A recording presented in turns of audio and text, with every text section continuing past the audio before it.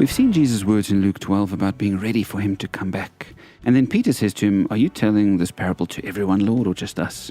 And Jesus replies from verse 42. He says, "Who then is the faithful and wise manager whom the master puts in charge of his servants to give them their food allowance at the proper time? It'll be good for that servant whom the master finds doing so when he returns. Truly, I tell you, he will put him in charge of all his possessions."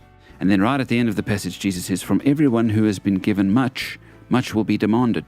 And from the one who has been entrusted with much, much more will be asked." Verse 48. This is important because there are some Christians who think that since Jesus is coming soon, we best lock ourselves away and just sit and wait for him in the quiet. And Jesus is saying to us, don't just sit around, get to work. You have a responsibility to not just wait for me, but to work for me faithfully and with wisdom. Again, we see Jesus using the phrase, "it will be good."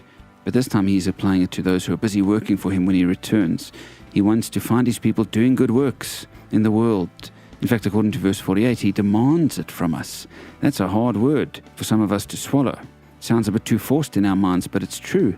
It reminds me of the words of an old hymn that says, "Love so amazing, so divine, demands my soul, my life, my all."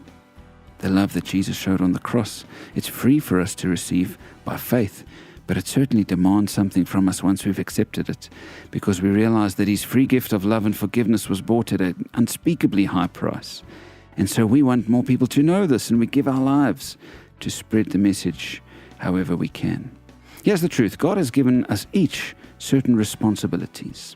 Think about your family life and your work life. You have a certain responsibility in these two areas, to do good in certain ways, to care for people in certain ways, to create and sustain and help in certain ways. God has placed you where you are with the responsibility to be his representative there. How faithful are you being? How wise are you being? Are you playing these roles in a God-honoring way, excelling and growing and bringing value and shining Christ into the situation?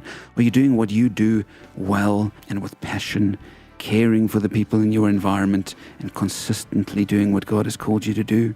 Or have you been a bit slack, a bit selfish, a bit unfaithful? I'm not trying to judge anybody here, but sometimes we all need a wake-up call. Jesus' words can be a wake-up call today. Be faithful, be wise. Don't be caught slacking off. He made you with such potential if you will just live it. And Jesus says the more faithful you are, the more responsibility you get. This doesn't mean he's going to pile more on your shoulders to make you burn out, but it means he's going to achieve more through you the more you honor him. And so it'll be good for you, Jesus said, if he returns and finds you fulfilling your calling. Friends, quit stalling, quit procrastinating, quit moping. Do what he's called you to do at home, at work, everywhere, and be ready for his coming.